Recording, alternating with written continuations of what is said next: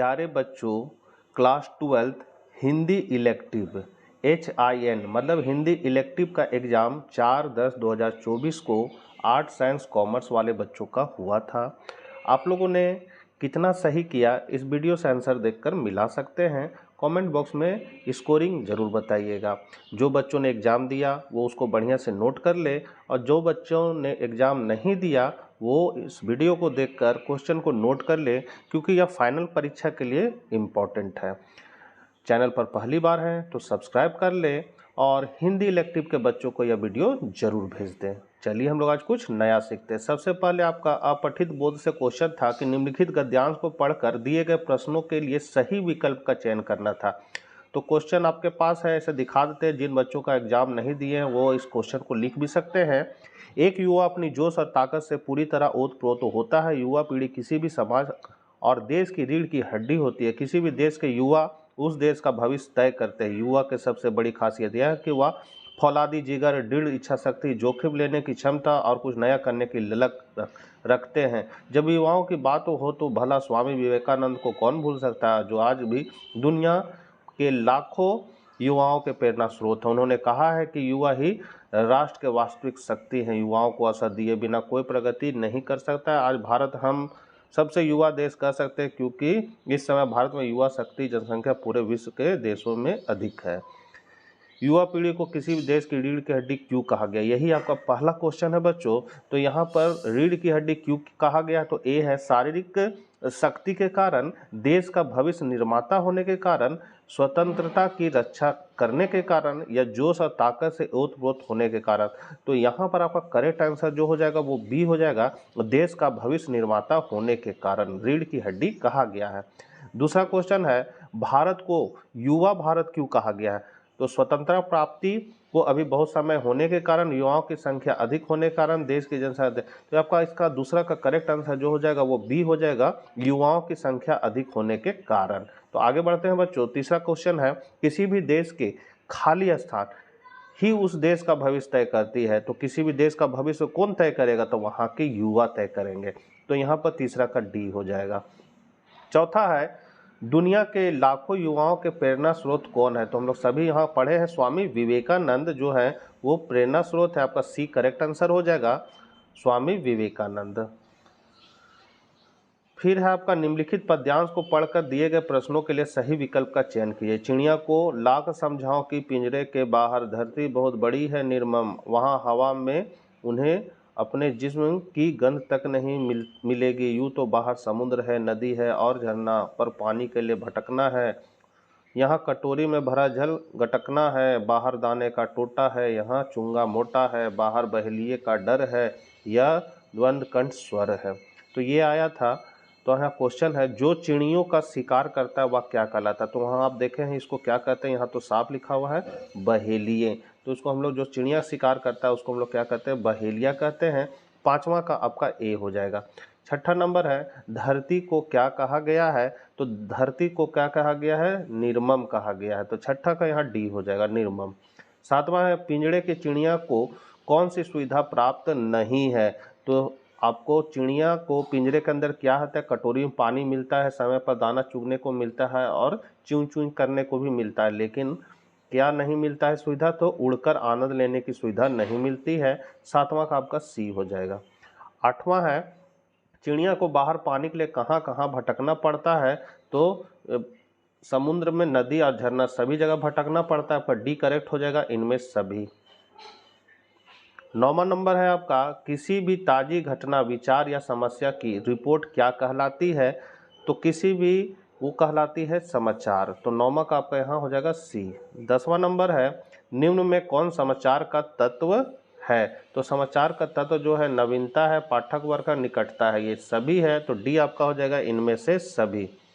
11 number है आपका, निबंध के किस भाग या अंग में सार लिखा जाता है, तो जब लंबा चौड़ा हम लोग कहानी लिखते हैं तो लास्ट में क्या लिखते हैं, निष्कर्ष, जिसमें सब निचोड़ रहता है, तो यही है सार आपका। तो 11 का सी हो जाएगा, निष्कर्ष। 12 है, सरकार के काम काज पर नजर रखना और गड़बड़ियां हो तो उजागर करना किस पत्रकारिता के अंतर्गत आता है, ये क्वेश्चन बताया हुआ है, ये है आपका वॉच डॉग पत्रकारिता। तो यहाँ पर 12 का आपका डी हो जाएगा। 13 है सूचनाओं को संकलित और संपादित कर पाठकों तक पहुंचाने की प्रक्रिया क्या कहलाती है, तो वो कहलाती है आपका पत्रकारिता। 13 का ए हो जाएगा। दिए गए पद्यांश को पढ़कर प्रदत्त प्रश्नों के लिए सही विकल्प का चयन के। देखा विवाह आमूल नवद, तुझ पर सब पड़ा कलश का जल, देखती मुझे तू हंसी मंद, होठों में बिजली फंसी स्पंद। तो यहाँ पर आपका 14 नंबर क्वेश्चन है, प्रस्तुत पंक्तियों के कवि कौन है, तो इसके कवि जो है वो सूर्यकांत त्रिपाठी निराला है। 14 का यहाँ बी हो जाएगा।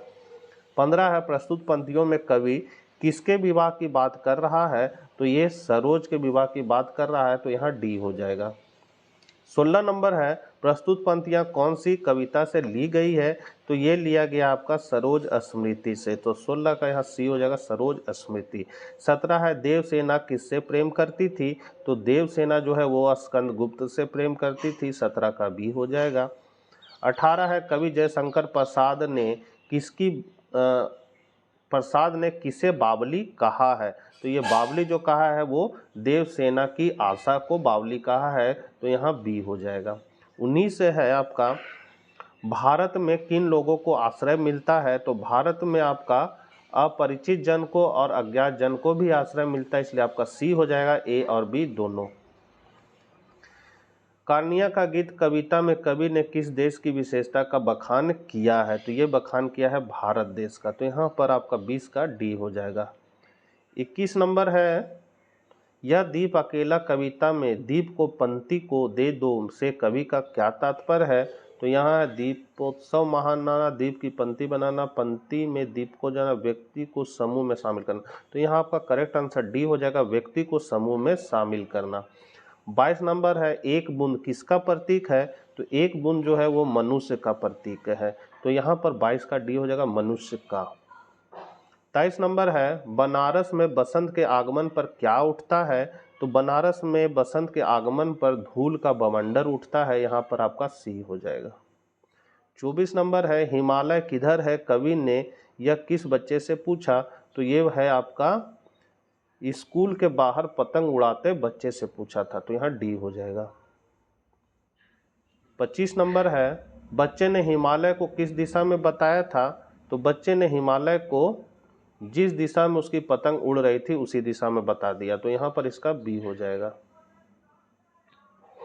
दिए गए गद्यांश को पढ़कर प्रदत्त प्रश्नों के उत्तर दे। संवाद के प्रत्येक शब्द को याद रखना, जिस सूरत संवाद में सुनाया गया है ठीक उसी ढंग से में जाकर सुनाना सहज काम नहीं। गांव के लोगों की गलत धारणा है कि निठल्ला कामचोर अपेटू आदमी ही संबदिया का काम करता है, तो ये संबदिया से लिया गया, फणीश्वर नाथ रेणु का है।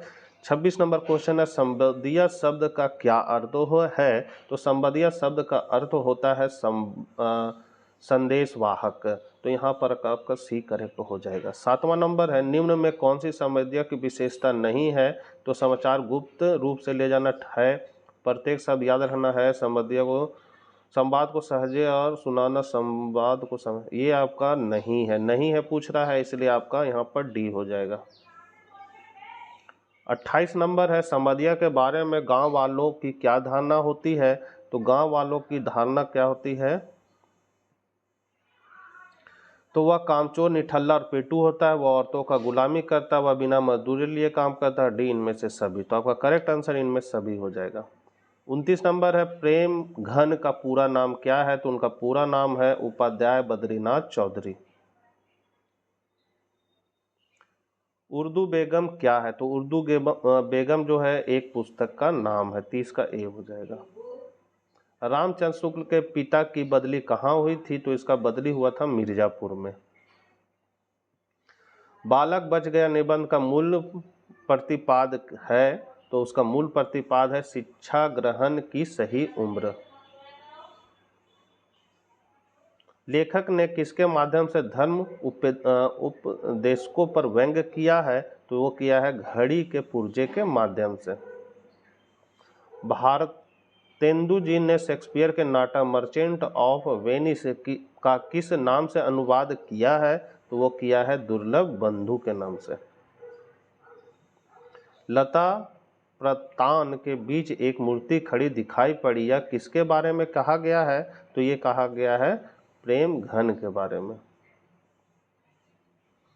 पंडित नेहरू कश्मीर में किसके बंगले में ठहरे थे? तो वो ठहरे थे लेखक के फुफेरे भाई के बंगले में, तो यहाँ पर सी हो जाएगा। ट्यूनिस कौन सी पत्रिका का संपादकीय कार्यालय था? तो ये था लोटस। 27 का ए हो जाएगा। 28 है सूरदास की झोपड़ी पाठ के लेखक कौन है? तो इसकी झोपड़ी के लेखक आपका प्रेमचंद।